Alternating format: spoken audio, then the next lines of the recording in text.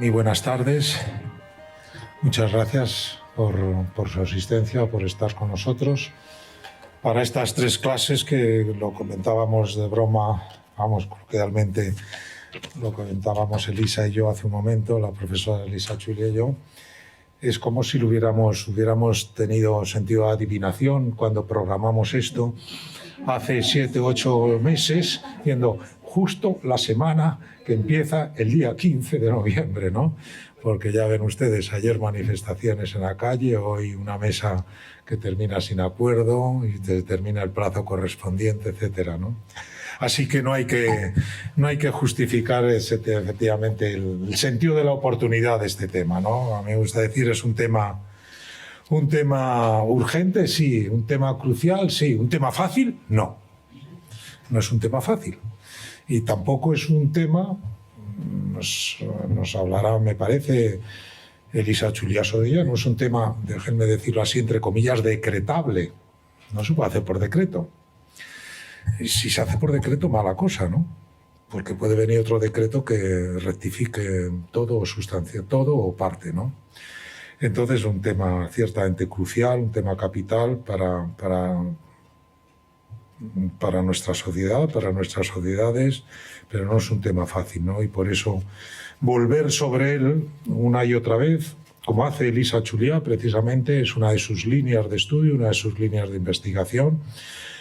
Como lo es, está enlazado una cosa con otra en esta tribuna de la cátedra, ahora Fundación La Caixa, Economía y Sociedad.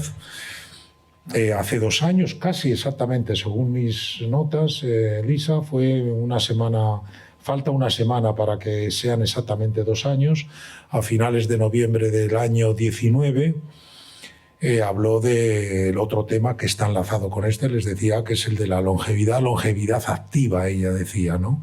Esto, la prolongación de edad, esto y que la sociología cultural, económica y política de la longevidad, el envejecimiento activo, ¿no? Que es otro de sus temas de investigación, pero le decía del tema precisamente de pensiones. Ella viene trabajando muchísimo como profesora, como directora, y quiero subrayarlo, como directora de temas sociales en la Fundación de las Cajas de Ahorro, de FUNCAS, esa buena fundación que nos proporciona a todos los estudiosos de economía y de sociedad española muchísimos materiales y muy sistemáticamente, muy regularmente. Ella está al frente de una de las divisiones que es precisamente la de temas sociales de FUNCAS, ¿no? Y ella viene trabajando ahí, en otras tribunas, para el Círculo Cívico de Opinión, que yo tengo la suerte de compartirlo con algunos buenos amigos, entre ellos, en este caso, Elisa. Pues para el Círculo Cívico de Opinión nos hizo un trabajo extraordinario que está publicado, un nuevo Pacto de Toledo, se llamaba Nuevo Pacto de Toledo, viejas políticas de pensiones, con interrogaciones, en definitiva, ante una nueva reforma del sistema de pensiones. Eso salió en marzo. Y, en fin, es una prueba más, se lo cito como una prueba más de la atención que nos tiene que ocupar a todos, que le tenemos que dedicar todos a este tema crucial para el conjunto de la sociedad, pero también como prueba de que las lecciones que hoy, mañana y pasado va a impartir aquí Elisa Chulia no son lecciones improvisadas sobre un tema en el que haya recalado hace poco, sino que viene trabajando desde hace mucho y dando, digamos, ofreciendo unos u otros resultados de su estudio. Y nada más, les quería decir que de verdad agradecerle su presencia en esta nueva convocatoria de la Cátedra Fundación La Caixa, Economía y Sociedad. Ella ha venido colaborando también con el Observatorio Social de la Fundación, digamos que es donde se entronca ahora, dentro del organigrama de la Fundación, donde se entronca ahora esta cátedra. Y por tanto, bueno, para nuestra suerte vuelve a un sitio que a ella le resulta familiar. Y digo no suerte porque, bueno, nos beneficiamos de su capacidad de trabajo, me consta y lo conozco extraordinario, de su generosidad, de su honestidad intelectual. Cuando me ha tocado presentar a Elisa, siempre he destacado eso, ¿no? Honestidad intelectual, que es solo hablar de cosas que uno ha estudiado mucho. y no decir más de lo que ese estudio le aconseja a uno, ¿no? Honestidad intelectual extraordinaria, ¿no?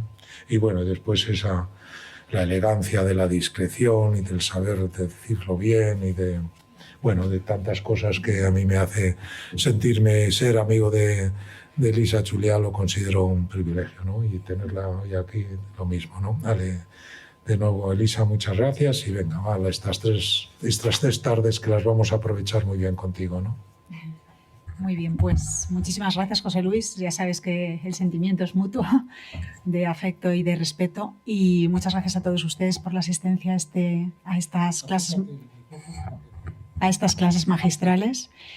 Y gracias también a la Fundación La Caixa, ¿no?, por la oportunidad de participar de nuevo e intentar trasladar de manera organizada lo que sé y plantear cuestiones para el debate, ¿no? Pero sobre todo esa obsesión que compartimos todos los que nos dedicamos a la docencia, que no es otra que la de trasladar, difundir conocimientos, ¿no?, para que cualquier debate sea informado y bueno, se pueda realizar de la mejor manera, de la manera más eficaz posible. Y ya no sigo contando cosas de cómo pensaba inicialmente contarles un poco cómo he llegado yo a este tema. Creo que bueno, tendremos ocasión quizá a lo largo de estas 3 sesiones, pero teniendo en cuenta el momento crítico en el que nos encontramos respecto a la reforma de las pensiones en España, yo quiero empezar ya directamente este ciclo enfocando la atención sobre la situación actual.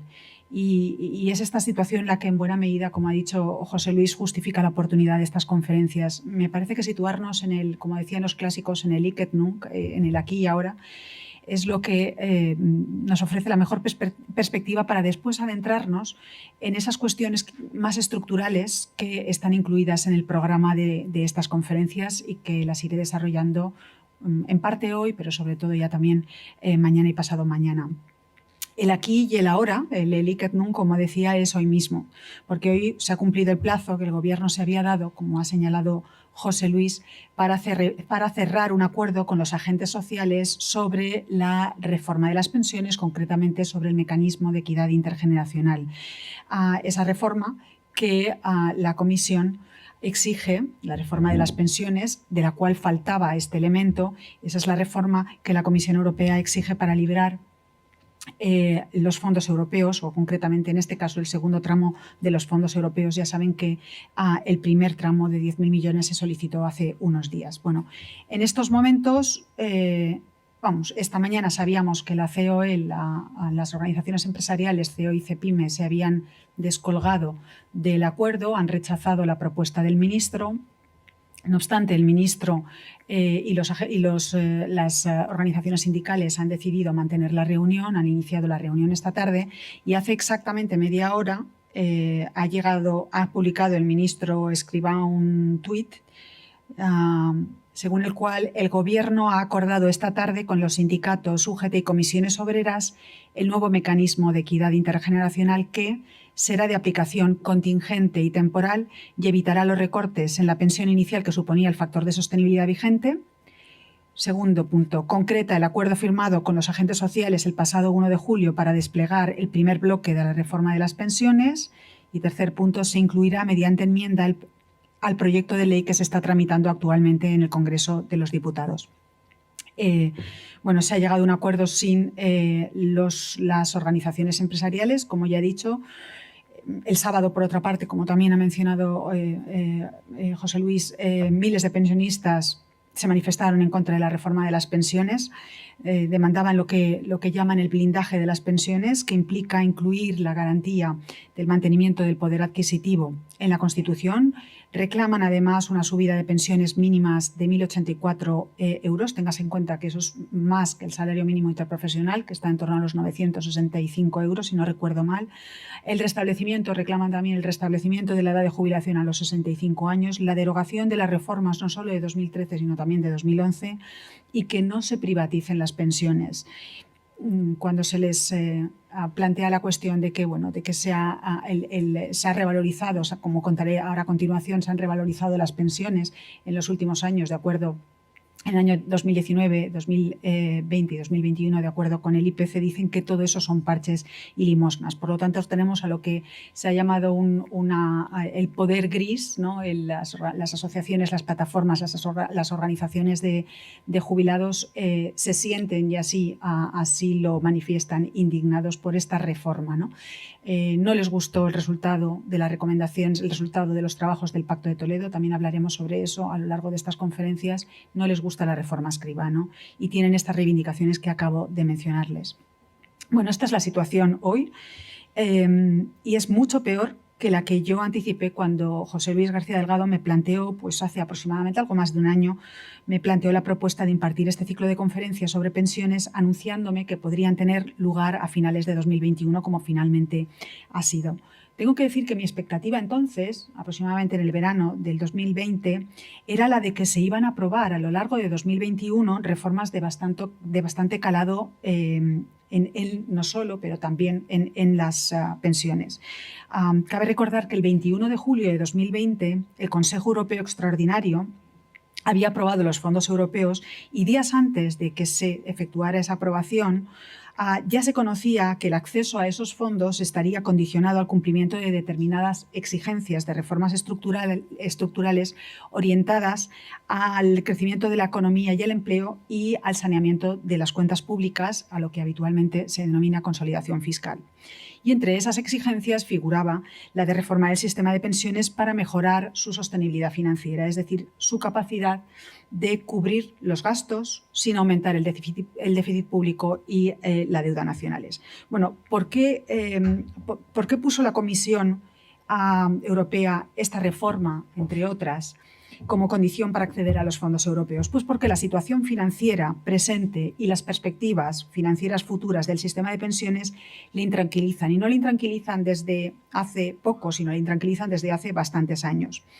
Y sobre ello ha venido advirtiendo a los gobiernos españoles en sus recomendaciones anuales. Ya saben que esas recomendaciones no son vinculantes, pero sí se espera de los Estados miembros que las tengan muy en cuenta y que informen las políticas públicas de los Estados miembros. Bueno, esta es, por tanto, la preocupación por las pensiones es una preocupación de las instituciones europeas previa a la pandemia. De hecho, si me permiten el paréntesis, diré que la pandemia apenas ha afectado al sistema de pensiones, porque a pesar de que la mortalidad del coronavirus, como es bien sabido, se concentró en los mayores, en 2020, cuando se miran los datos, creció el número de pensiones de jubilación, a pesar de la pandemia. Es verdad que creció menos que en años previos, es decir, la tasa de crecimiento fue algo menor, pero creció, situándose ya el número de pensiones de jubilación en 6.100.000 en 2020. Y también lo hizo ese año el importe medio de la pensión, el importe de la pensión de jubilación, que alcanzó los 1.162 euros.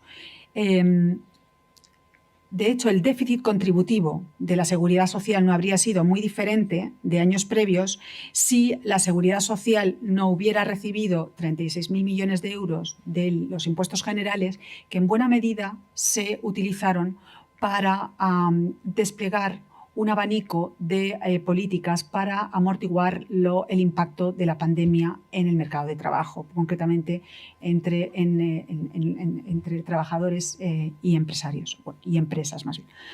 Bueno, al final del año 2020 el déficit de la Seguridad Social se situó como en un orden de magnitud, como digo, no muy diferente al de años previos, 15.000 millones de euros, aproximadamente un 1,4% del PIB.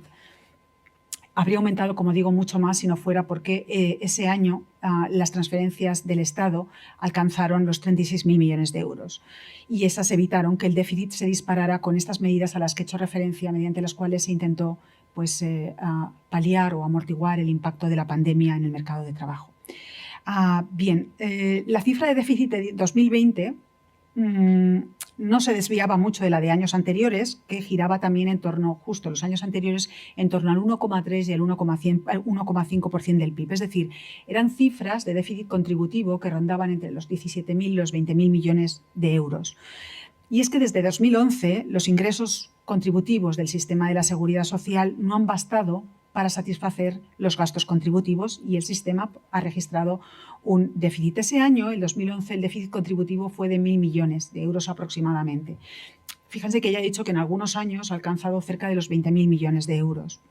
En los años previos. En aquel año empezó pues, con 1.000 millones de euros y fue ascendiendo en los años posteriores. Esas desviaciones de gasto se fueron cubriendo en gran medida con disposiciones al fondo de reserva, que en 2011 se aproximaba, tenía acumulados 67.000 millones de euros aproximadamente. De nuevo abro un paréntesis. No sé si recuerdan la cifra que el ministro ha estado dando como referencia de lo que se conseguiría aumentando las cotizaciones sociales durante 10 años, tal y como propone para el nuevo mecanismo de equidad intergeneracional. Son 41.000 millones de euros, que se habla de esos 41.000 millones de euros que se conseguirían con el aumento de las cotizaciones sociales para fundamentalmente financiar las pensiones de los baby boomers, o por lo menos permitir que la presión financiera no sea tan alta, es decir, guardar acumular esos 41.000 millones hasta 2032 y a partir de ahí utilizarlos en caso de necesidad, se dice. Claro, a mí me gustaría que pusiéramos en relación esas cifras. A veces los órdenes de magnitud en el tema de pensiones, igual que en otros temas económicos, son tan enormes que nos cuesta a veces digamos que ordenarlos en la cabeza. Claro, estamos hablando de 41.000 millones que se conseguirían en 10 años, pero hay que tener en cuenta que en 8 años se liquidó prácticamente, se quedó el fondo de reserva en 2.000 millones, tenía 67.000 y en 8 años se dispusieron de 65.000 millones del fondo de reserva. Fue ese periodo un periodo de crisis.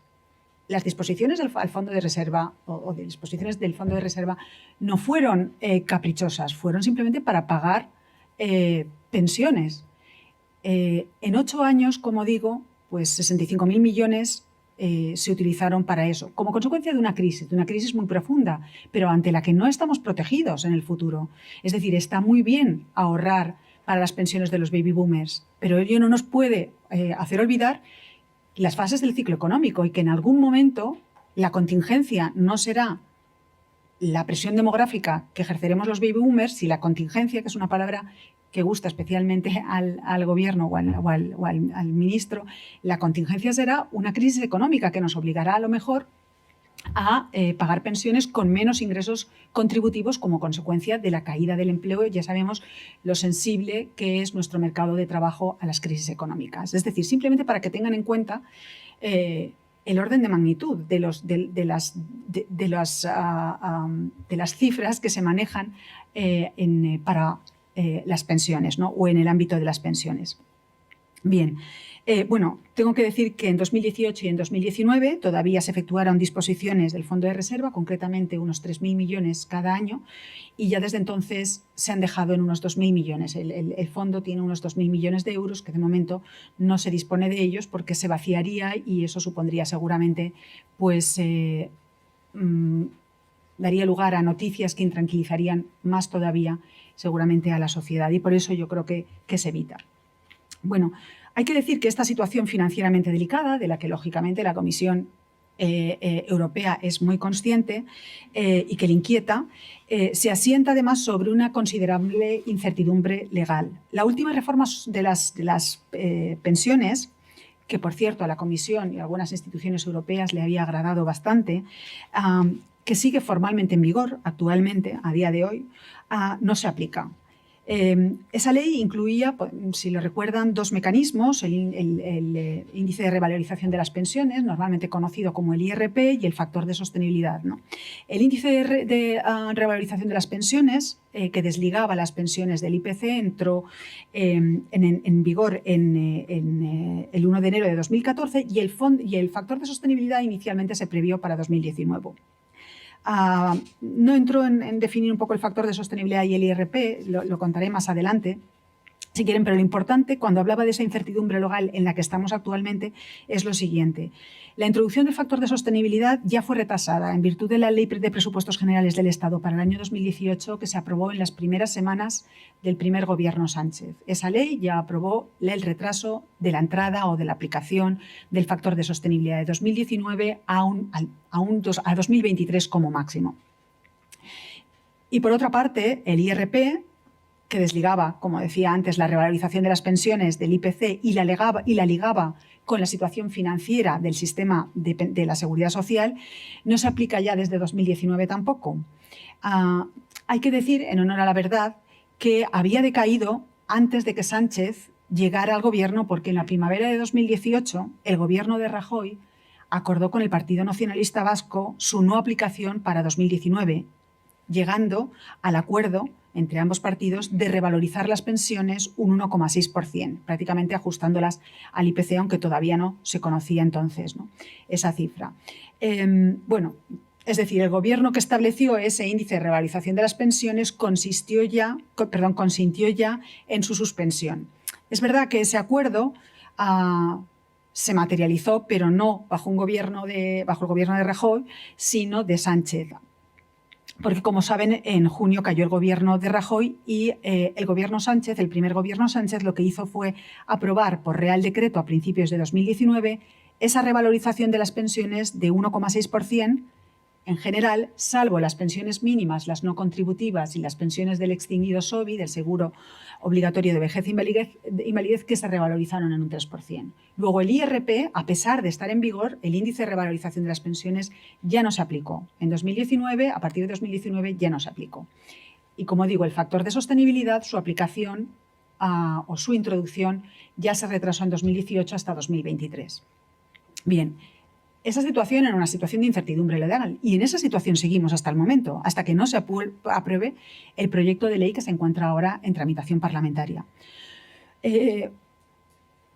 Un año después, o sea, como he dicho antes, en 2019 se revalorizan las pensiones en un 1,6%. En enero de 2020 se publica de nuevo un decreto ley de revalorización de las pensiones, en virtud del cual aumentan un 0,9% con carácter general, que es algo por encima de la inflación de media anual de 2019, del año anterior. Ese Real Decreto se publica el 14 de enero, que es justo un día después de la formación del nuevo gobierno de coalición. Es importante tener en cuenta la fecha, o sea, se estaba esperando a la formación del gobierno de coalición para publicar sacar adelante o para publicar este Real Decreto. Quiero con ello llamar la atención sobre la importancia que para los gobiernos tiene esta medida, la de la revalorización de las pensiones, y lo que les cuesta renunciar o modificar o alterar, digamos, la norma de acuerdo con la cual las pensiones se tienen que revalorizar en función del IPC. Dentro de ese gobierno de coalición, que se formó en enero, Pedro Sánchez eligió, como saben, a José Luis Escrivá para hacerse cargo de la cartera de Seguridad Social. Sería, a partir de ese momento, el ministro de Inclusión, Seguridad Social y Migraciones, un ministerio que hasta entonces no teníamos, un ministerio de nueva creación que desligaba trabajo y seguridad social. Escrivá accedía al ministerio en esta situación de incertidumbre legal de la que les he hablado y en estas circunstancias también de dificultades financieras, de delicada situación financiera de la seguridad social. Es decir, era un momento complicado, tanto desde el punto de vista normativo legal como desde el punto de vista financiero. Y hay que decir que su nombramiento generó ciertas expectativas de reforma porque durante 5 años, desde 2014, durante 5 años largos, había presidido, llevando además una gestión muy activa, había presidido la Autoridad Independiente de Responsabilidad Fiscal, que, si recuerdan, es un organismo que exigió, la comisión que exigió Bruselas tras el rescate bancario de 2012 y que, según sus principios, tiene por objeto velar por la sostenibilidad de las finanzas públicas como vía para asegurar el crecimiento económico y el bienestar de la sociedad española a medio y largo plazo. El nombramiento de Escrivá permitía prever una agenda reformista en línea con lo que había defendido desde la AIREF. ¿Y qué había defendido desde la AIREF? Pues aparte de la consolidación fiscal y el saneamiento de las cuentas públicas en general, como principio general de la AIREF, esa es la misión de la AIREF, lo que podía ser la opinión de la AIREF respecto a las pensiones había quedado, en cierto modo, plasmada en un informe publicado en enero de 2019, un año antes de que Escrivá llegara al gobierno. La IREF publicó en esas fechas, en enero de 2019, la opinión sobre la sostenibilidad del sistema de la Seguridad Social, que, como les digo, es un informe, y en ese informe, tras analizar los principales determinantes de la evolución del gasto en pensiones, concluía, cito, que existe un déficit estructural en la administración de la Seguridad Social entre el 1,3 y el 1,5% del PIB que se prevé que se mantenga en el futuro. Bueno, esto era una afirmación muy importante, es el reconocimiento de la existencia de un déficit estructural y permanente. Es verdad que ese informe daba por amortizado el índice de revalorización de las pensiones, es decir, no lo incluía en el cálculo de las estimaciones del gasto público. Y es verdad también que ofrecía datos sobre el crecimiento del gasto en pensiones bastante más tranquilizadoras que las publicadas por otras instituciones. En concreto, incluía una estimación al horizonte de 2048 según la cual el gasto se incrementaría solo en torno a 3 puntos del PIB, en lo que llamaban el escenario central de la estimación, llegando a representar hacia 2048 un 13,4% del PIB, es decir, muy o considerablemente por debajo de lo estimado por otras fuentes. Pero también es verdad que, como decía antes, hablaba de la existencia del déficit estructural del sistema, llamaba la atención sobre la necesidad de incrementar las tasas de actividad y de empleo y, lo que también es importante, por una parte daba por supuesto el mantenimiento del factor de sostenibilidad de la reforma de 2013 y por otra no contemplaba la posibilidad de revalorizaciones de las pensiones por encima del IPC.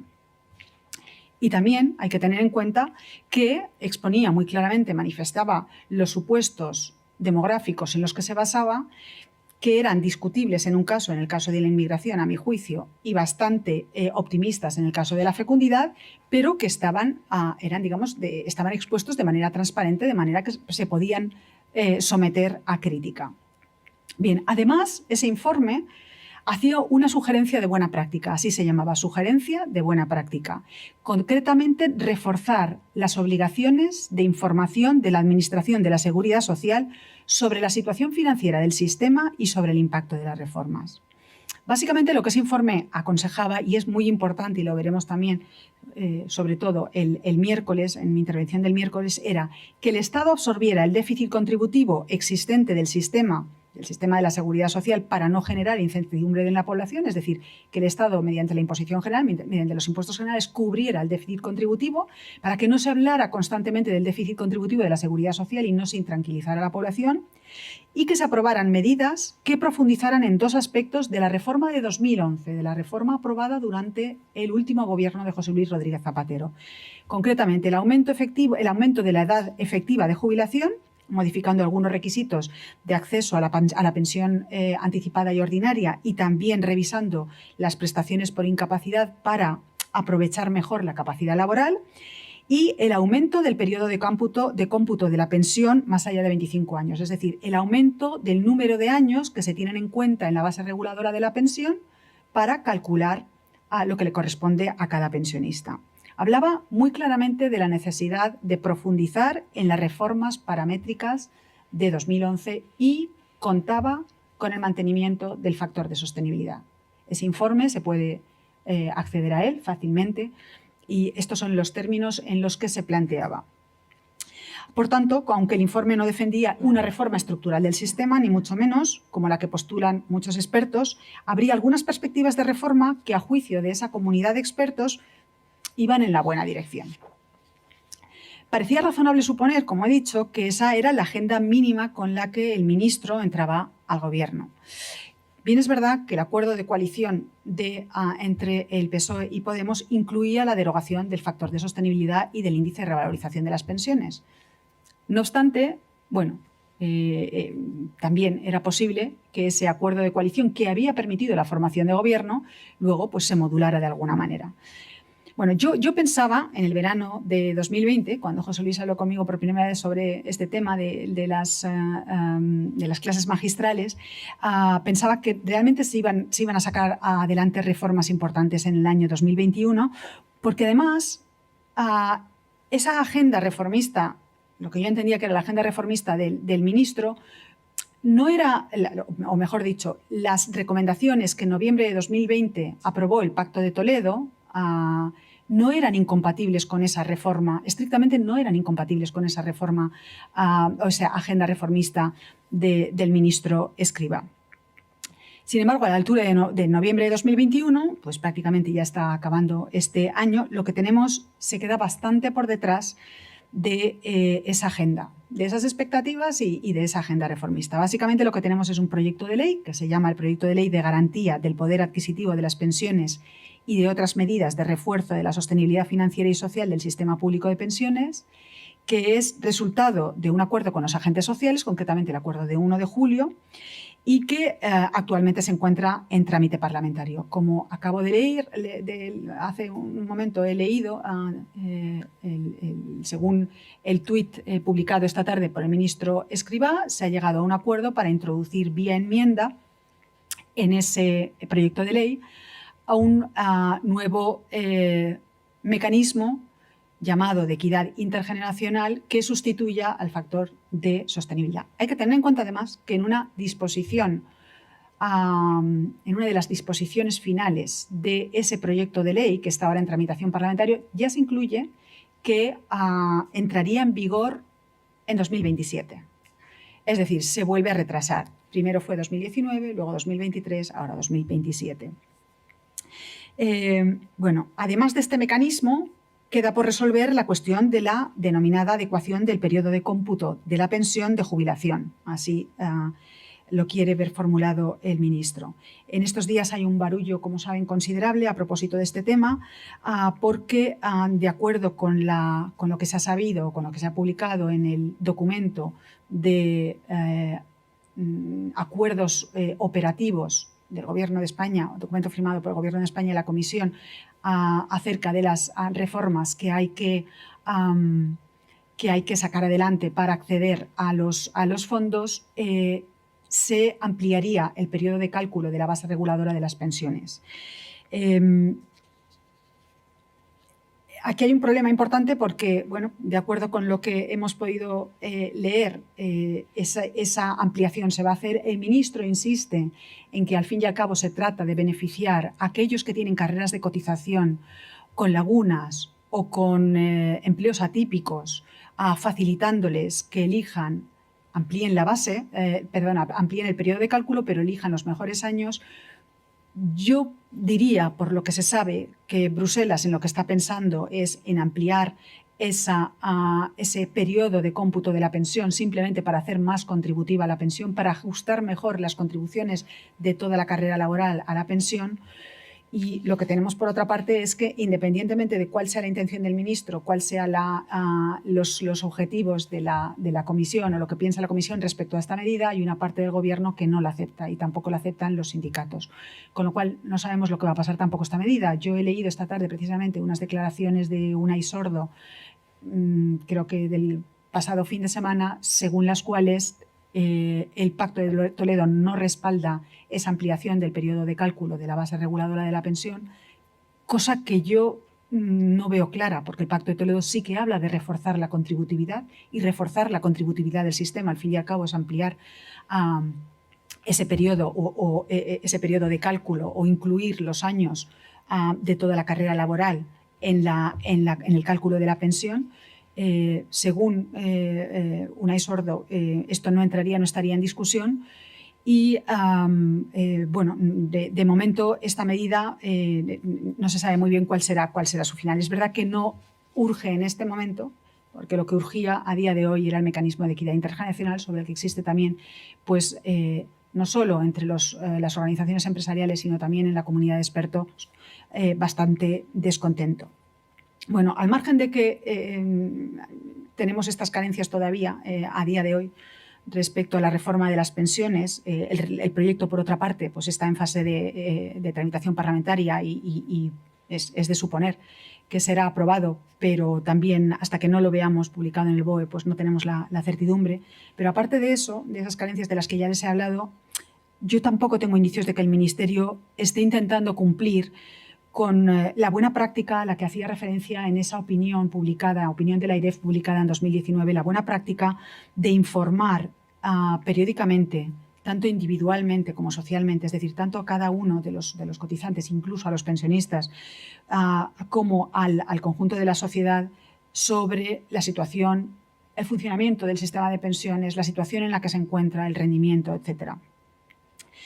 más allá de esa información individual, a la que obliga, por otra parte, la Ley de Pensiones de 2011, muchos pensamos que sería necesario organizar una campaña de información institucional sobre las pensiones para reconducir lo que es un debate fallido, que además se está deteriorando a ojos vista por las suspicacias, por la desconfianza, por las tensiones, por las confusiones y por los malentendidos de quienes participan en él, y que básicamente forman parte de 4 esferas. Y tan entusiasmada estaba contándoles lo que les he contado, que se me ha pasado esta diapositiva en la que pretendía simplemente mostrarles algunos de esos hitos de los últimos 3 años que yo creo que son importantes para entender, como decía al principio de mi intervención, la situación en la que nos encontramos hoy. Naturalmente esto no explica, y el miércoles me centraré mucho más en el caso español y les explicaré lo que ha ocurrido pues, en los últimos 30, 40 años. Esto es solo pues, abrir un poquito el angular y ver lo que ha pasado desde 2019 hasta 2021. Fíjense que finalizaba poniendo acuerdo con interlocutores sociales sobre el MEI. Bueno, pues el acuerdo ha tenido lugar con las organizaciones sindicales, pero no con las organizaciones empresariales, que están en desacuerdo con el aumento de las cotizaciones sociales porque creen fundamentalmente que eso puede tener un efecto sobre las pensiones, sobre el empleo. Por otra parte, los sindicatos no estaban dispuestos a aceptar un mecanismo de equidad intergeneracional que no afectara a los ingresos del sistema, sino a los gastos. Es decir, que ajustara gastos en lugar de aumentar ingresos al sistema. Ellos lo que querían era que se aumentaran los ingresos al sistema. Hay 2 vías fundamentales para aumentar los ingresos al sistema, a través de las cotizaciones sociales o a través de la imposición de mayores transferencias del Estado. Bueno, seguramente los 2 van a ser necesarios, pero en este caso el mecanismo de equidad intergeneracional lo que propone es el aumento de las cotizaciones sociales en 0,6 puntos porcentuales, divididos no equitativamente, más recaerá sobre los empresarios, entre empresarios y trabajadores, para, como decía antes, generar ese colchón en el Fondo de Reserva de la Seguridad Social, volver a recapitalizar ese Fondo de Reserva de la Seguridad Social, que si todo fuera bien, teniendo en cuenta que tiene 2.000 millones de euros y que se piensa que hasta 2032 conseguirá otros 41.000, pues digamos que se situaría en el orden de unos 45.000 millones de euros hacia 2032-2033, aproximadamente.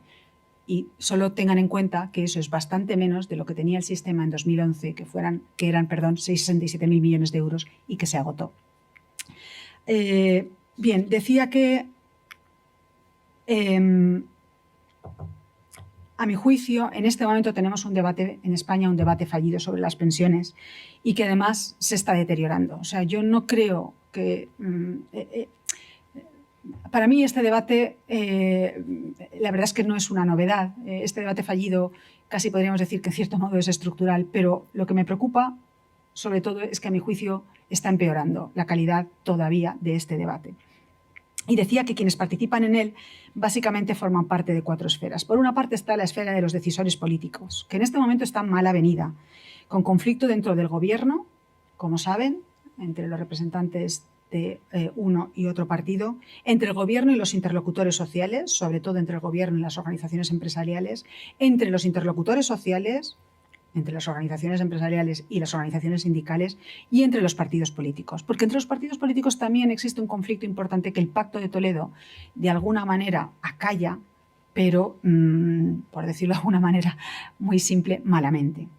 O sea, por una parte tenemos esos decisores políticos mal avenidos, pero por otra parte tenemos la esfera de la sociedad civil.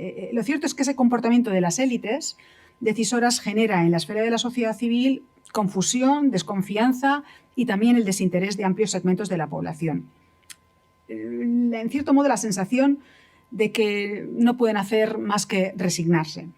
Y el arraigo de esas actitudes en amplios sectores de la población constituye un contexto propicio para que cobren protagonismo las voces de organizaciones, asociaciones y plataformas de pensionistas que se movilizan desde hace varios años de manera muy activa en defensa de sus intereses particulares, con algunas reivindicaciones que a mi juicio son muy sensatas. Por ejemplo, estoy pensando en las de Asjubi 40, es decir, son pensionistas que han sufrido coeficientes reductores de su pensión muy importantes como consecuencia de haberse jubilado o haberse tenido que jubilar antes de la edad ordinaria de jubilación, a pesar de que llevaban cotizando muchos más años del máximo para obtener el 100% de la pensión. Era gente que empezó a trabajar muy pronto y por determinadas circunstancias acabó su carrera laboral también pronto y buena parte, en gran medida, en contra de su voluntad.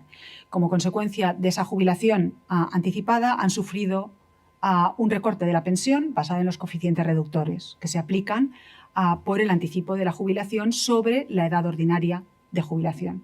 Y reclaman, y a mí esa reclamación me parece que debe ser escuchada, reclaman que se tenga en cuenta que ellos cotizaron más años del máximo y únicamente esos primeros años de cotización no se están teniendo en cuenta y están siendo penalizados. Esa reivindicación es muy sensata porque al fin y al cabo lo que reclama es, oiga, téngase en cuenta realmente la contributividad del sistema por la que tanto se clama. Nosotros hemos contribuido al sistema muchos años. ¿Por qué no tienen en cuenta también ese periodo durante el cual nosotros contribuimos y que han decidido, en virtud de la fórmula que se aplica, excluir? Entonces, téngase en cuenta. Esa es una reivindicación sensata. Menos sensatas a mi juicio, y yo quiero creer que son por desinformación, que por otro tipo de intereses, menos sensatas son otras reivindicaciones, como la del blindaje constitucional de las pensiones, es decir, la incorporación a la Constitución del mantenimiento del poder adquisitivo de las pensiones. Bueno, ¿y por qué no? Hablamos de otros muchos blindajes que también podríamos considerar necesarios, como por ejemplo el derecho al tratamiento de determinadas o el derecho al acceso de tratamientos de última generación para paliar determinadas enfermedades. Es decir, esto habría que mirarlo muy bien. Esto no es una cosa de decir, introduzcamos en la Constitución el mantenimiento del poder adquisitivo de las pensiones y así las blindamos, ¿no? Yo creo que se habla con mucha ligereza de esto. Pero peor todavía es la reivindicación de una pensión mínima de 1.084 euros, basándose en la Carta Social Europea. Oiga, que tengas en cuenta que es que la pensión mínima actual es con cónyuge a cargo y para mayores de 65 años está en torno a los 850 euros. Eso significa que están reivindicando pensiones mínimas por encima del 25% de las actuales pensiones mínimas. Bueno, ese tipo de cuestiones realmente llama la atención. O sea, no es razonable. Hay reivindicaciones de los pensionistas que pueden ser razonables, hay otras que no. No se puede defender, a mi juicio, que el sistema español de pensiones genera pensiones de miseria o pensiones que no son dignas. Eso está en contra de todos los conocimientos que tenemos, por ejemplo, sobre la tasa de rendimiento de las cotizaciones, es decir, el tanto interno de rendimiento de las cotizaciones, es decir, lo que se obtiene en forma de pensión respecto a lo que se ha cotizado. O sea, yo creo que esas voces, que en cierto modo, a mi juicio, se alzan sobre el desconocimiento, bueno, esas organizaciones tendrían que revisar sus mensajes, ¿no? O sea, por una parte, como decía, están los decisores, por otra parte están las asociaciones y luego a estas dos esferas habría que añadir la de los expertos, ¿no? La de los llamados expertos que publican o publicamos análisis que más allá de la satisfacción personal que nos puedan proporcionar, pues tienen más bien poco impacto político y social nuestros análisis.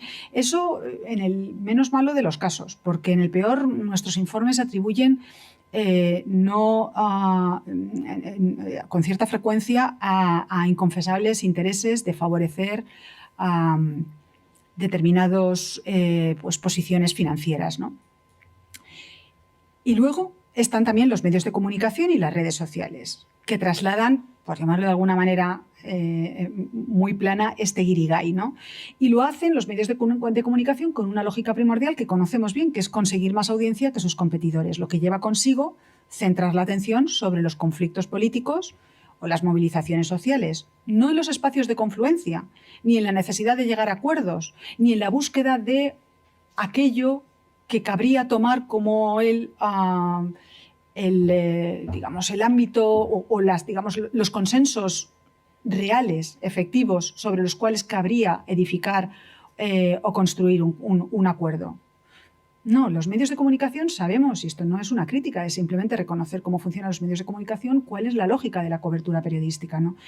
por no hablar de las redes sociales, que también utilizan normalmente esos conflictos para pues, difundir mensajes que acaban creando en muchas ocasiones, sobre todo cuando los temas, como decía antes José Luis, no son del todo fáciles, acaban creando bastante confusión. Y acaban generando también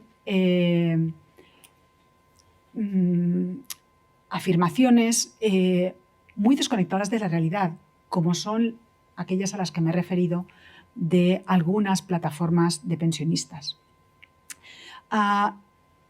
Esta es más o menos la situación en la que nos encontramos. O sea, esas 4 esferas de las que hablo pues están muy poco conectadas, se solapan muy poco. Es verdad que, naturalmente, no cabe otra. La Comisión Europea y el Gobierno, los partidos y los agentes sindicales, pues digamos que tienen que tener un contacto o una comunicación periódica, pero luego los expertos, pues he querido mostrar con esa escasa área de solapamiento con otras áreas, nuestro muy moderado, y hay que ser bastante autocrítico, nuestro muy moderado impacto en la percepción social de las pensiones o del problema de las pensiones y en las actuaciones de los decisores políticos.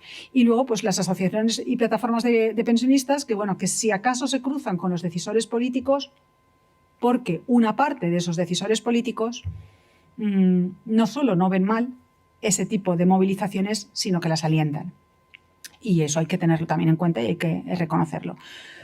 Mejor sería un modelo en el que hubiera pues mucho más solapamiento entre esas esferas, porque eso querría decir que hay más contacto, que hay más comunicación, que hay más transmisión de información.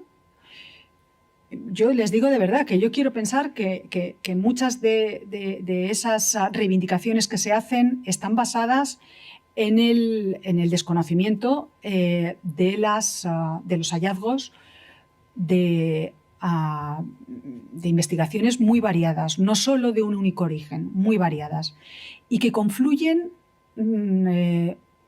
significativamente. Es decir, así como he dicho que en la esfera de los decisores políticos están mal avenidas, hay poco consenso, en la esfera de los expertos, en lo que se llama a veces la comunidad epistémica, ¿no?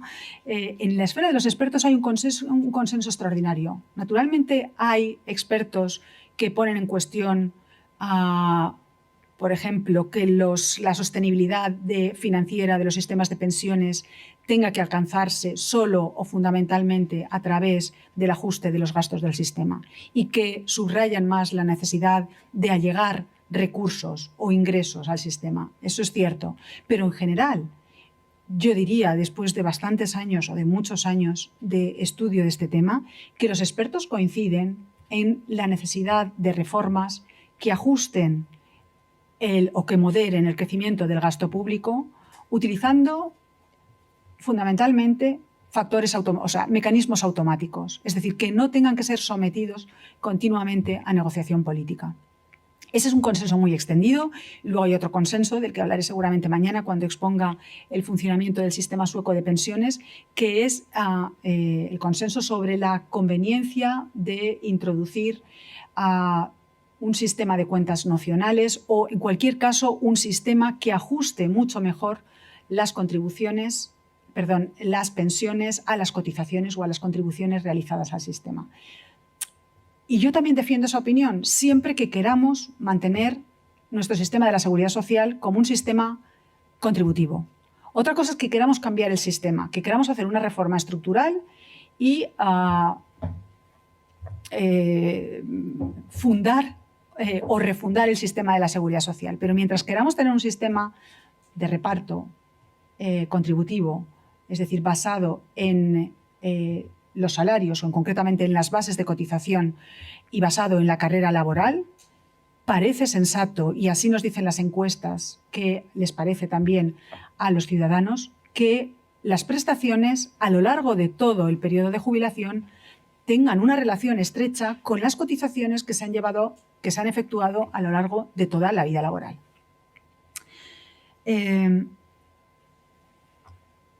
Bueno, como les decía, esta es básicamente la situación que permite hablar de debate fallido. Yo creo que de esta situación solo se puede salir introduciendo razón. es decir, razonamientos basados en la información y los conocimientos sobre cómo funcionan los sistemas de pensiones, el nuestro y el de otros países de nuestro entorno, que son referencia habitual cuando hablamos de pensiones, cómo han evolucionado en relación con los cambios sociales y económicos que se han producido desde que fueron implantados, y también sobre las reformas que se han llevado a cabo en otros países y los procesos de concertación política que han favorecido esas reformas. No tengo conocimiento de ningún país que se haya podido librar de efectuar reformas en las últimas décadas, reformas de sus sistemas de pensiones, todas ellas orientadas a moderar el crecimiento del gasto en pensiones por la evolución de la composición de la población, concretamente por el aumento de la longevidad. Todos, al menos los que yo conozco. La diferencia es que algunos países están mejor preparados que otros para hacer estas reformas. ¿Y por qué están mejor preparados?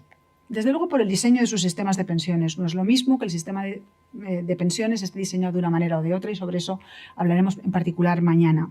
Pero también porque cuentan con clases políticas, digámoslo claramente, más razonables y con sociedades civiles mejor informadas y más capaces de entender el sentido y la necesidad de las reformas. Es decir, sociedades civiles más interesadas en lo que les concierne, porque las pensiones les conciernen, y también clases políticas más responsables y más razonables, más capaces de llegar a acuerdos, más capaces de poner las cuestiones que interesan a la sociedad por encima de los intereses estrictamente políticos, electorales o partidistas. Bueno, entender el sentido y la necesidad de esas reformas, a mi juicio, y siempre trato de contarlo así a mis estudiantes y a quienes me escuchan hablar sobre este tema, requiere ampliar la visión de las pensiones temporal y geográficamente. Muy acostumbrados estamos a, digamos, cocernos de alguna manera en nuestro propio caldo. Creemos que lo que nos pasa aquí en España solo nos pasa a nosotros, esto es lo peor que puede pasar, estos problemas no los tienen otros países, créanme, los tienen otros países. Únicamente algunos, no todos tienen éxito, pero algunos consiguen resolverlos mejor que otros, ¿no? Entonces, si hasta ahora he centrado la atención un poco en lo que ha pasado, pues como decía al principio, en el aquí y ahora, y en lo que ha pasado en los últimos años, en lo que queda de conferencia y también mañana prestaré atención a cómo otros países crearon, desarrollaron y han reformado sus sistemas de pensiones con el objetivo de mostrar la diversidad de modelos organizativos de los sistemas de pensiones y también la diversidad de las reformas. Es decir, a mí lo que me interesa también que conozcan es que todos los países, y fundamentalmente me voy a centrar en los europeos, están afectados por problemas bastante similares a los nuestros, parten o cuentan con sistemas de pensiones diferentes, pero con estructuras a veces no tan diferentes, no tan distintas de las nuestras, y algunos han avanzado más en las reformas que en otros. Y eso plantea interrogantes intelectuales muy interesantes. ¿Por qué unos países consiguen avanzar mejor que otros, ¿no? Y voy a intentar, o vamos a intentar, a partir de mañana también indagar un poco en esas cuestiones. Hoy voy a intentar contarles algo más sobre el nacimiento de los sistemas de pensiones y los orígenes de los sistemas de pensiones. Habitualmente yo cuando empecé a estudiar estos temas, pues sobre los orígenes de los sistemas de pensiones sabíamos a partir de estudios de caso, ¿no? De investigaciones que estudiaban de manera muy profunda un caso, dos casos, y entonces bueno, nos contaban, pues un ejemplo magnífico es el de Cida Skocpol y Protecting Mothers and Soldiers, protegiendo a las madres y a los soldados. Contaba un poco cómo se originaban esos sistemas de pensiones, centrando la atención en Estados Unidos.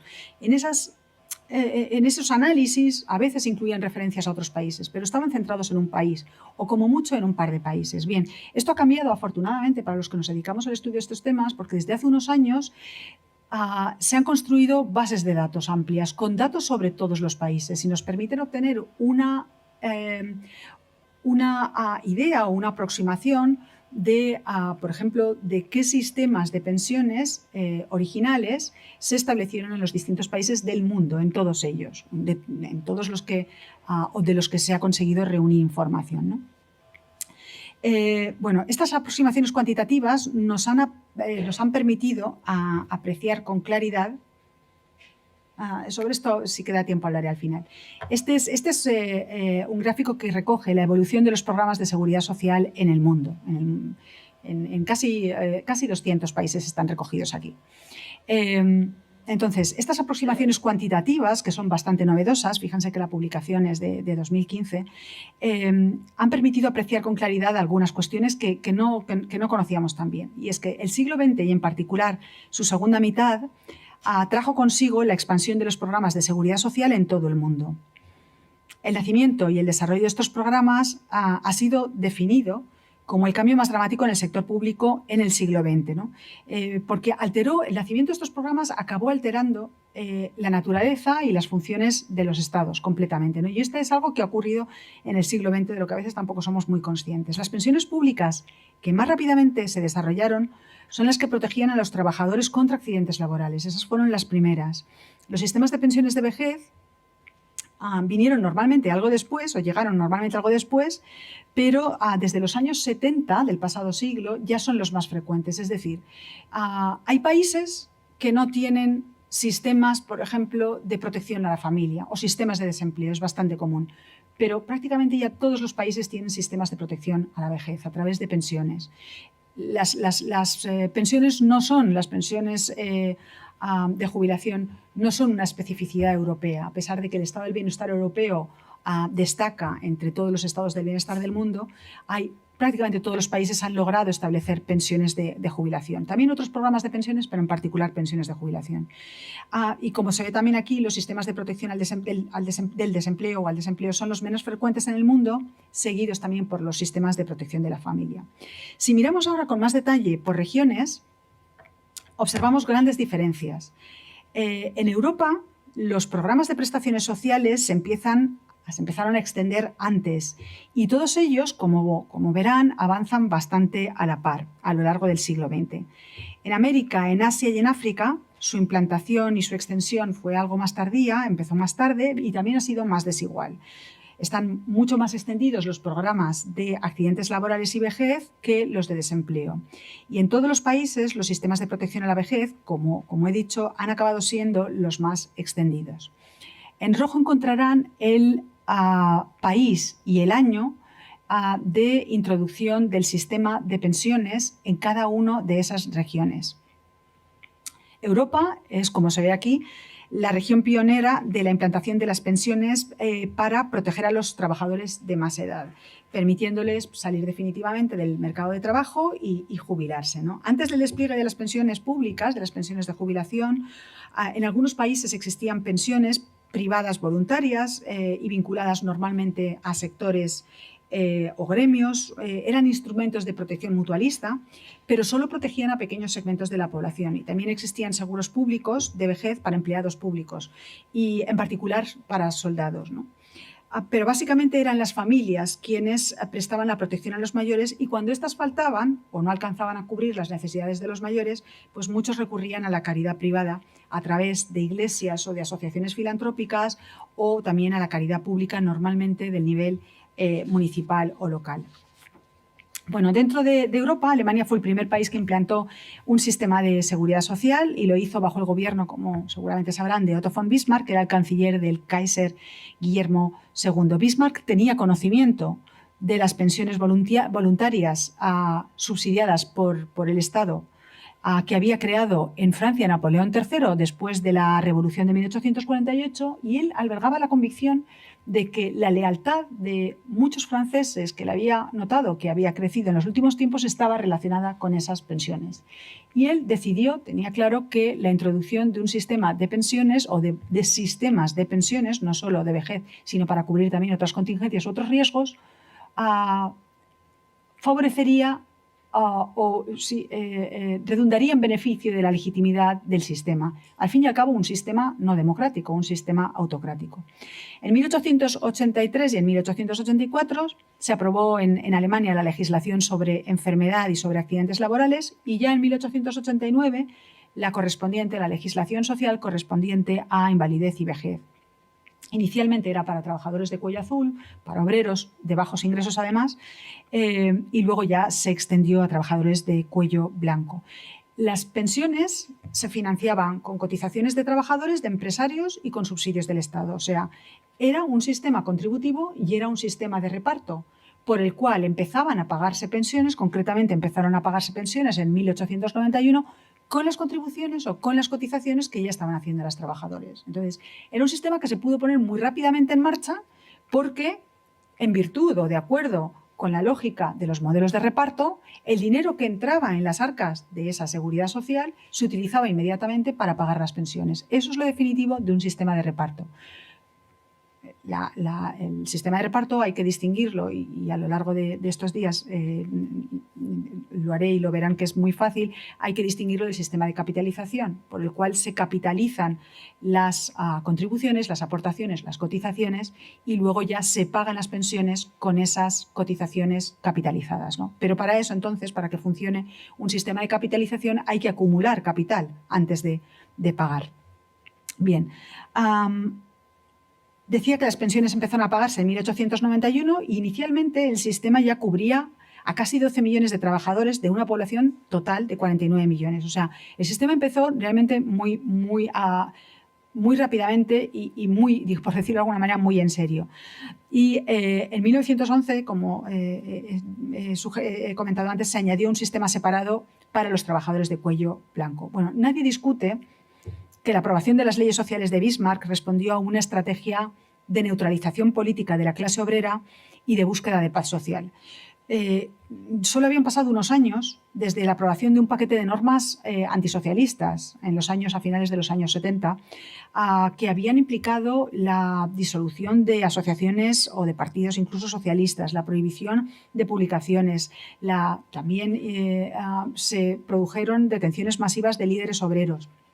Es decir, no era que el régimen el régimen del Kaiser Guillermo II y del canciller Bismarck se hubiera socialdemocratizado. No, era simplemente que las pensiones eran un instrumento funcional para conseguir evitar movilizaciones contra el régimen. De alguna manera, y esto es una constante a partir de entonces, se trataba de utilizar la política social para reforzar la legitimidad interna y externa del régimen.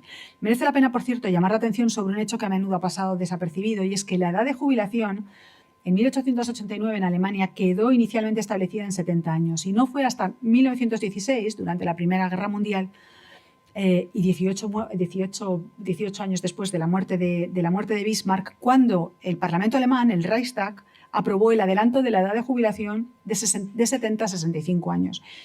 Y de nuevo esta medida respondió al deseo de congraciarse con grupos de la sociedad o de compensar el esfuerzo de la sociedad que estaba haciendo en la Primera Guerra Mundial. A mí esto me llama la atención porque a veces pienso en un contrafáctico inútil, pero bueno, que es un ejercicio, ¿no?, casi de diversión más que intelectual, ¿no? Si no hubiera ocurrido aquello, si la edad de jubilación no se hubiera rebajado de 70 a 65 años, teniendo en cuenta que lo que hizo Alemania, y de eso hablaré también mañana, se convirtió de alguna manera en el estándar para muchos países, pues a lo mejor no estaríamos en la situación en la que estamos. Porque fíjense lo que nos ha costado ampliar la edad de jubilación ordinaria de 65 a 67 años. La edad de jubilación de 65 años se estableció en España en 1918. En Alemania, como decía, en 1916. Y en los países, en la mayor parte de los países que establecieron sus sistemas de pensiones después de 1916, se incorporó la edad de jubilación, se incorporó a los 65 años como edad de jubilación. Si el Reichstag en 1916 no hubiera rebajado la edad de jubilación, lo cual en aquella época era más que justo, era absolutamente justo teniendo en cuenta la esperanza de vida de entonces, pero si no lo hubiera hecho, probablemente hoy no nos encontraríamos en la situación en la que nos encontramos. No solo eso, sino que ocurrió algo que está relacionado con lo que les digo de la instrumentalización política de las políticas sociales y concretamente de las pensiones, sean de jubilación o no.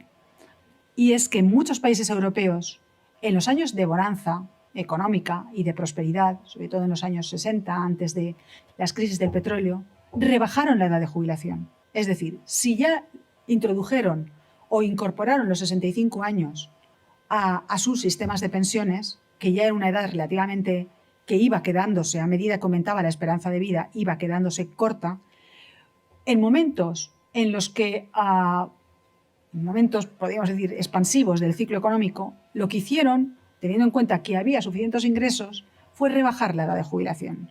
Entonces, tuvimos el problema de que en lugar de ajustar la edad de jubilación a la evolución de la esperanza de vida, se estaba haciendo justo lo contrario.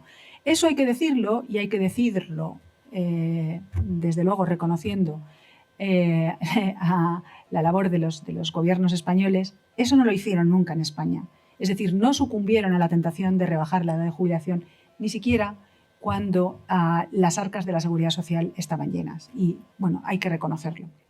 Bien, en 1916, como decía, muy pocos países habían creado sistemas de pensiones. Lo había hecho Gran Bretaña en 1908 y Suecia en 1913, pero, como les contaré mañana, no fijándose, no importando el modelo de Bismarck. España no tardaría en hacerlo. En 1918 implantó el retiro obrero obligatorio, si bien no para todos los trabajadores, sino para trabajadores por debajo de determinados ingresos. Y luego, pues Bélgica lo hizo en 1924, estableció su sistema de pensiones en el 24, Austria en el 28, Francia en el 30 y así sucesivamente. Como he dicho, no todos estos países apostaron por el sistema bismarckiano, por un sistema contributivo y de reparto, ¿no?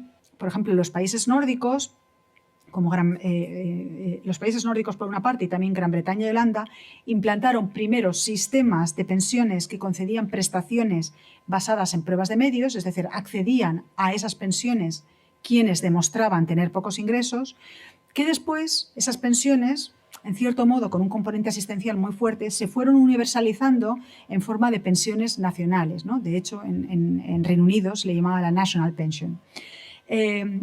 Más en línea con las propuestas de William Beveridge en los años 40. Una parte de esos países, sin embargo, Suecia, Finlandia, los nórdicos y Gran Bretaña, no Dinamarca, incorporaron posteriormente un pilar contributivo y de reparto a esos sistemas de pensiones básicas o pensiones nacionales. Un sistema, digamos, como decían ellos, on top, complementario de ese sistema básico, con pensiones basadas sobre todo en los salarios. Reino Unido lo hizo, introdujo esa segunda pensión estatal basada en salarios en los años 70, pero los partícipes, por ejemplo, en planes de pensiones ocupacionales, determinados planes de pensiones ocupacionales, no todos, podían evitarlo, es decir, no era tampoco obligatorio.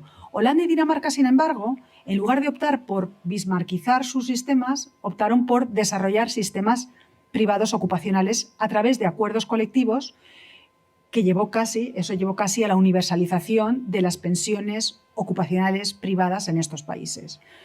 Y el Estado lo que hizo fue asumir competencias regulatorias y de supervisión de esos fondos privados de pensiones ocupacionales, ¿no?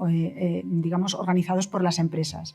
Es decir, estos países apostaron por diversificar las pensiones y promover unos ingresos por jubilación que fueran mixtos, que no fueran solo derivados de la pensión pública, sino también de una pensión privada.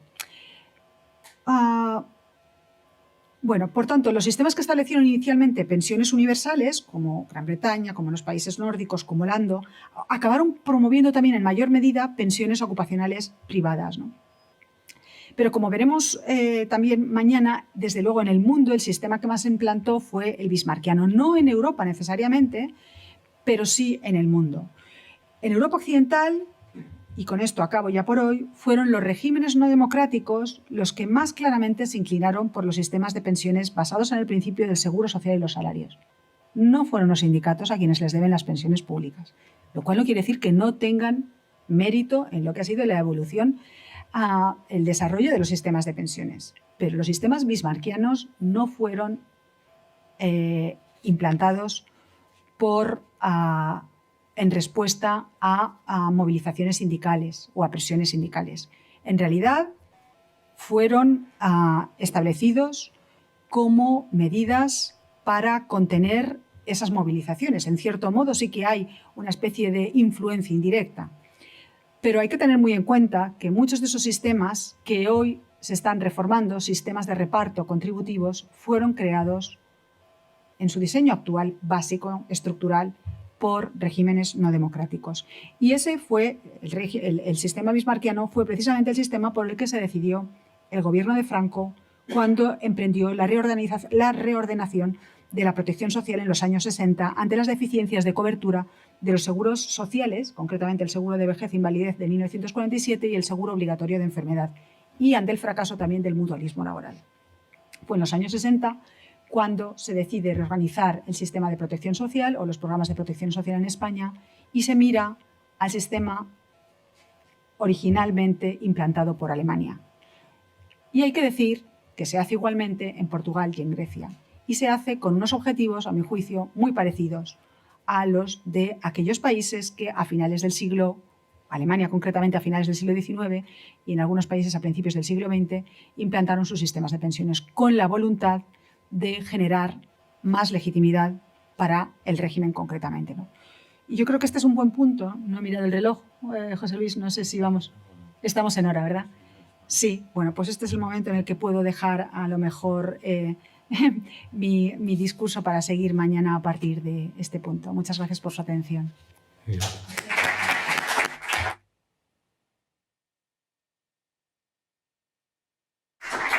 No, muchas gracias. Sobre el programa en el papel, has incorporado por eso la extensión un poquito más de lo previsto en esta primera exposición. Has incorporado una cosa que a mí me parece, porque estaba pensado el nacimiento de los sistemas de pensiones, que lo ha retrasado un poco a la segunda parte de la exposición, pero claro, la primera ha sido absolutamente fundamental para, digamos, enlazar con lo que estamos viviendo en el día a día, ¿no? Así que estupendo. Seguro que hay bastantes cuestiones que quieren ustedes, o bastantes palabras que quieren ustedes utilizar ahora, ¿no?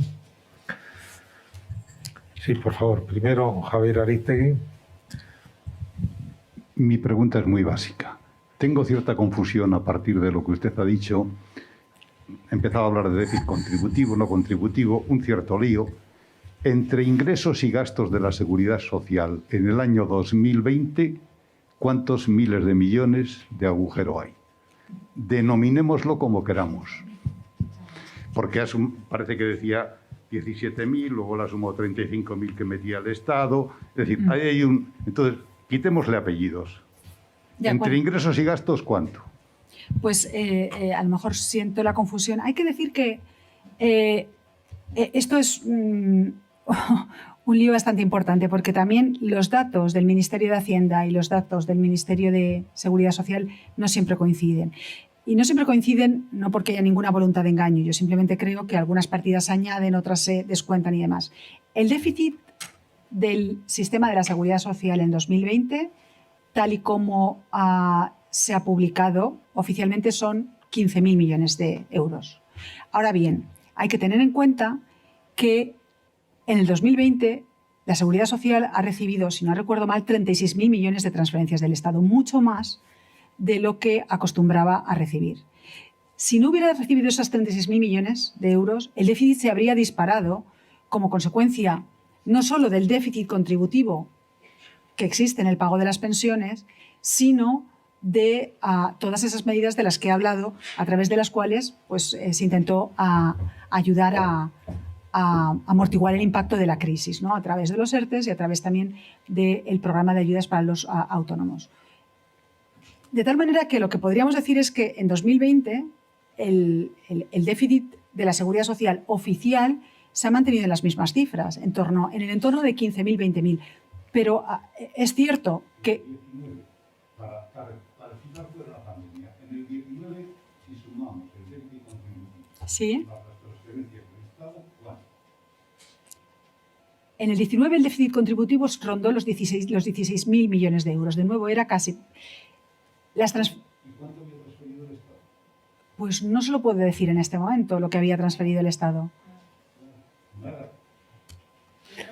Vamos perdón.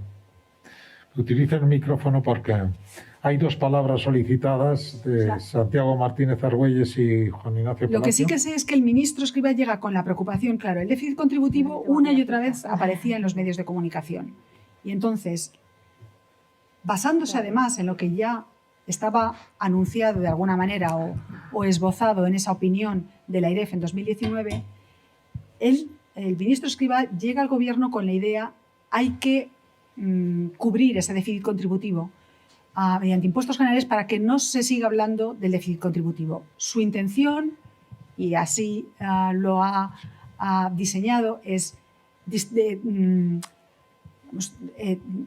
transferir determinados gastos, denominados impropios, a la imposición general. Y de esta manera evitar que el sistema tenga un déficit y que cada año se hable sobre ese déficit. Claro, en 2020 la cosa salió mal, porque la Seguridad Social se encontró en una situación excepcional. Este año, en principio, no debería tener la Seguridad Social déficit contributivo. ¿Por qué? Porque habrá transferencias del Estado que cubrirán esos gastos impropios. Hay discusión sobre si esos gastos impropios son contributivos o no contributivos, pero se han definido desde el Gobierno como no contributivos y, por tanto, susceptibles de ser pagados con imposición general, de manera que este año tendría que acabar sin déficit contributivo. No sé si va a ser el caso, pero esa es la intención. Dejar de hablar del déficit contributivo de la Seguridad Social. No sé durante cuánto tiempo se va a poder dejar de hablar de ese déficit contributivo, porque a medida que nos incorporemos los ya casi famosos baby boomers y aumente el gasto, bueno, vamos a ver cuánto aumentan también las cotizaciones sociales. A lo mejor, no lo sé, yo creo que hay previsiones optimistas, pero yo no confiaría tanto. En la medida en que aumente el gasto, pues o bien cada vez más partidas se definen como gastos impropios y se pasan a la imposición general, o acabará habiendo déficit contributivo. Entonces, quizá lo que habría que hacer es dejar de hablar del déficit contributivo y simplemente decir es déficit público. Y nos comprometemos a pagarlo. Aquí a mí lo que me parece fundamental, y tiene mucha razón y me alegro de que lo plantee, es que la transparencia, o sea, conseguir ver con claridad digamos, aportar transparencia a toda esta discusión no es fácil. Porque a veces ni siquiera los datos de los que manejamos son consistentes entre sí. Y yo creo que tiene su razón, pero no se explica, con lo cual pues uno se pierde, ¿no?, en este mar de datos a veces. Muy bien, hay 3 palabras pedidas. Sí, primero Dolores Genaro. Muchas gracias, Elisa, por tu exposición. Yo quería simplemente aclarar las cifras porque tenían en el iPad el informe, el Tribunal de Cuentas publicó en el año 2020, el año pasado, en julio, un informe acerca precisamente del desequilibrio patrimonial y de la evolución económico-financiera del sistema de seguridad social, que tuve la suerte de dirigir yo el informe como consejera del Departamento de Seguridad Social. Entonces, le he buscado las cifras un poquito antes de que hablara precisamente. Le doy las cifras a diciembre de 2018. En 2019 la cifra se incrementó, simplemente por aclarar. Estas son las cifras oficiales de la Cuenta General del Estado, que fueron el endeudamiento del sistema global fueron 79.222 millones de euros, un 6,56% del Producto Interior Bruto. Y las partidas más significativas, yo aquí sí quisiera aclarar algo que creo que es interesante. Más de 50.000 millones son préstamos que le ha ido concediendo a lo largo del tiempo el Estado a la Seguridad Social.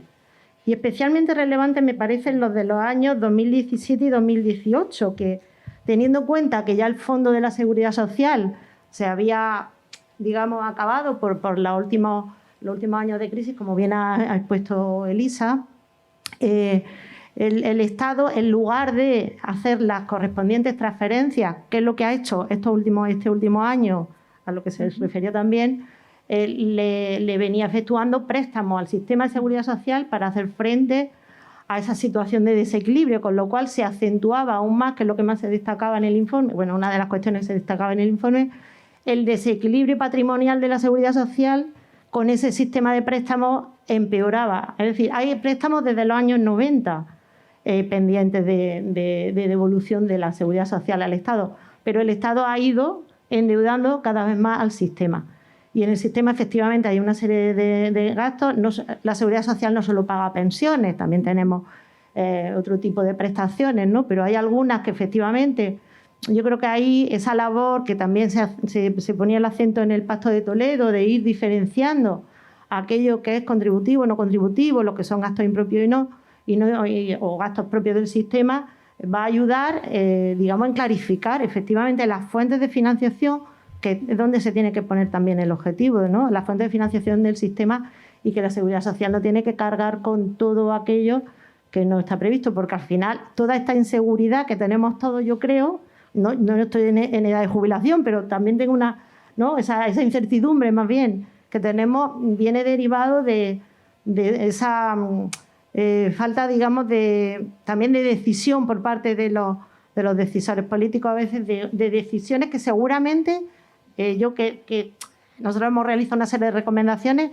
son difíciles, son decisiones difíciles de adoptar, porque seguramente algunas no nos gustaría a todos, ¿no? Y entonces, bueno, pues es muy complicado. Simplemente quería aclarar Muchas gracias. Muchas gracias, ¿eh?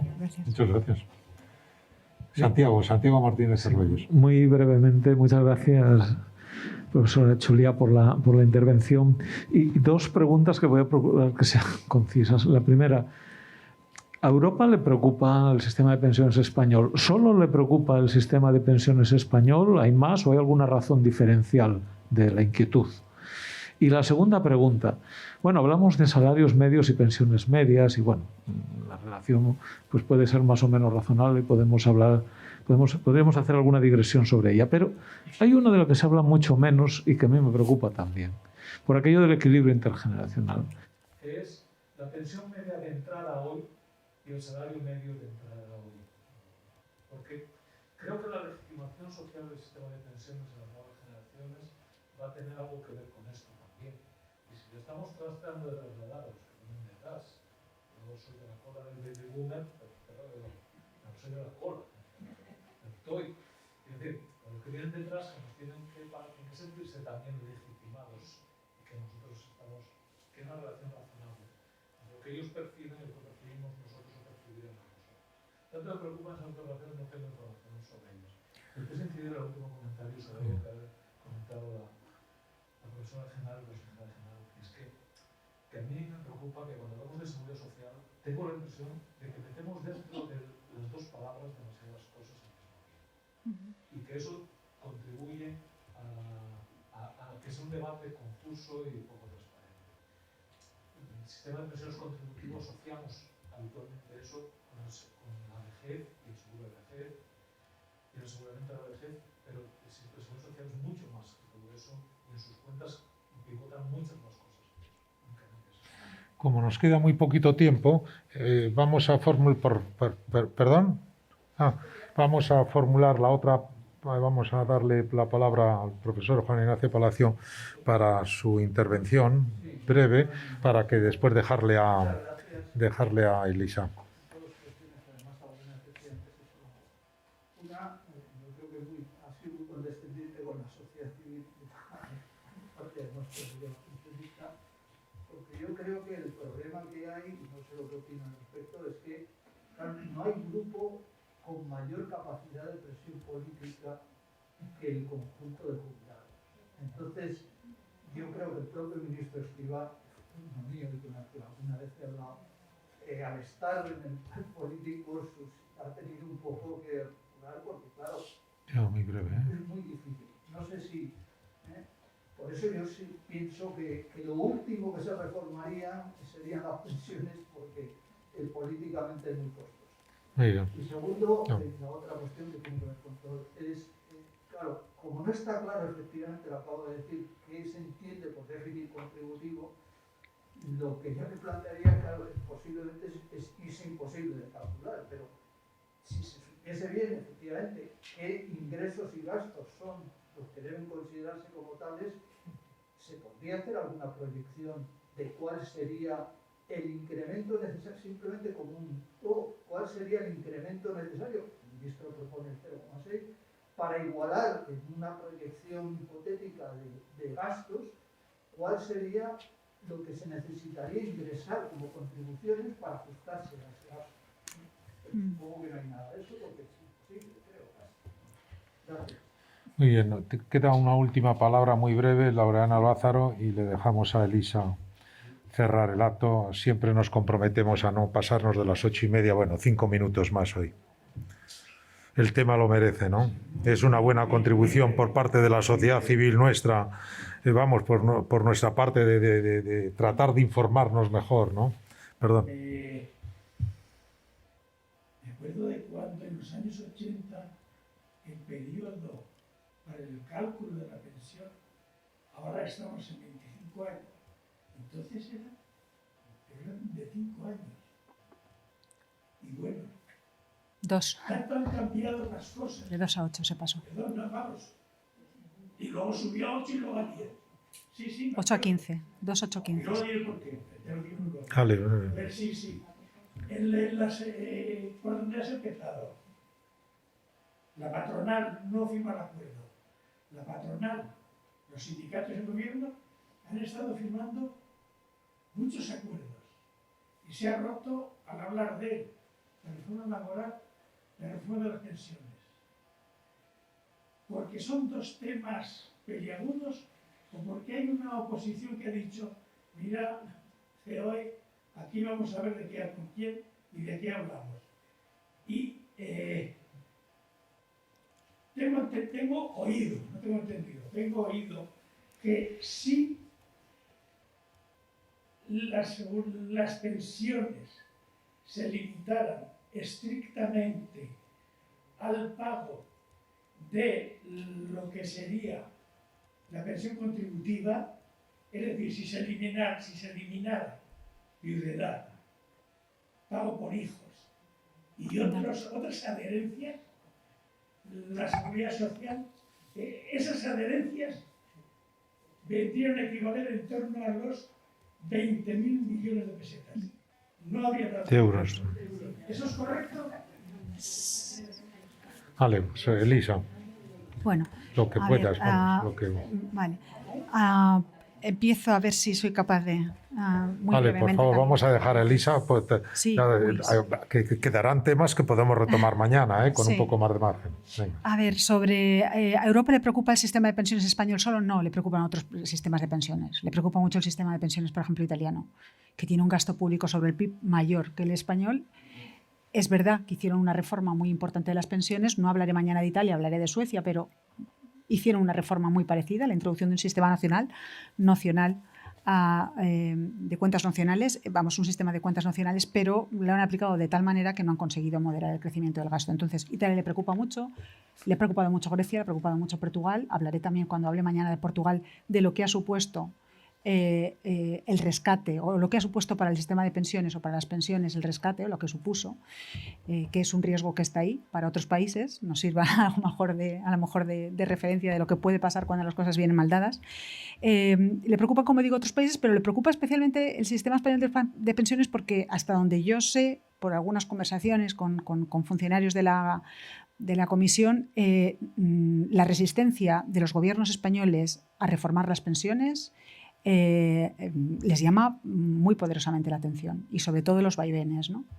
Esto de aprobar una norma y suspender su aplicación hasta derogarla, como va a ocurrir cuando se apruebe este proyecto de ley, pues esto le sorprende. A Europa no le importa lo que hagamos con nuestro sistema de pensiones siempre que las cifras al final encajen. Yo creo que les es igual que optemos por un sistema de cuentas nacionales o que mantengamos nuestro sistema contributivo o que aumentemos las contribuciones o las cotizaciones sociales.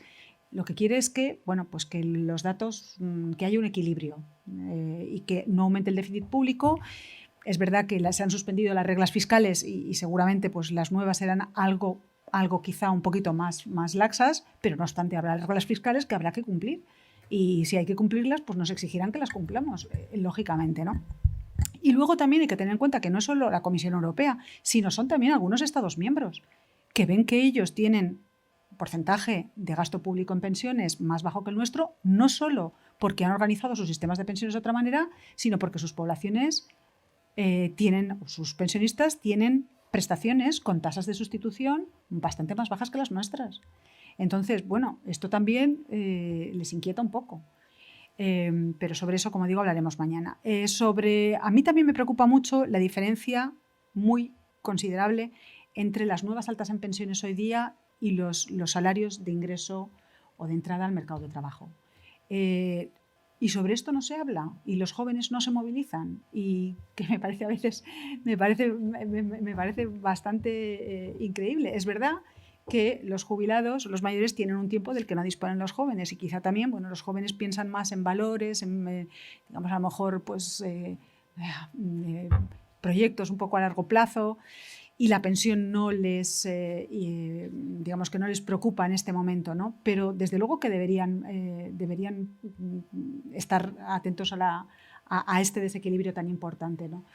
Y yo creo que merecería la pena de nuevo discutir sobre estas cuestiones. No parece razonable que quienes tienen que construir sus proyectos de vida tengan menos ingresos que los que ya los tienen construidos y pueden dedicarse, digamos, a pasar los años de su vida que les queden, ojalá sean muchos, pues ya digamos, por decirlo de alguna manera muy simple, con la faena hecha, ¿no? No es lo mismo, y yo creo que sobre estas cuestiones también deberíamos hablar, ¿no? Y luego, sobre si he sido un poco condescendiente con la sociedad civil, pues la verdad que creí que incluso había sido un poco dura, pero es que realmente me parece que no es justo. Cuando escucho esas reivindicaciones, por ejemplo, las del fin de semana pasado, me parece que no es justo, porque al fin y al cabo van calando en la sociedad, y no les he mostrado, ya se lo enseñaré mañana, una serie de viñetas publicadas en los medios de comunicación que vienen a decir que, bueno, que aquí tenemos que trabajar ya prácticamente hasta el final de nuestros días, o que los hijos vienen al mundo para cubrir las pensiones, o que no importan, al fin y al cabo no interesan, los baby boomers no interesan. O sea, esta visión un poco tremendista no está fundada, no está en absoluto fundada, ¿no? Y tiene que ver en parte con estas consignas de pensiones que no son dignas.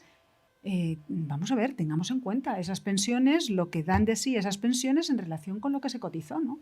Y tengamos también los elementos redistributivos del sistema, que son muy importantes. La pensión mínima o el complemento de mínimos para alcanzar la pensión mínima es un elemento redistributivo extraordinariamente importante, ¿no?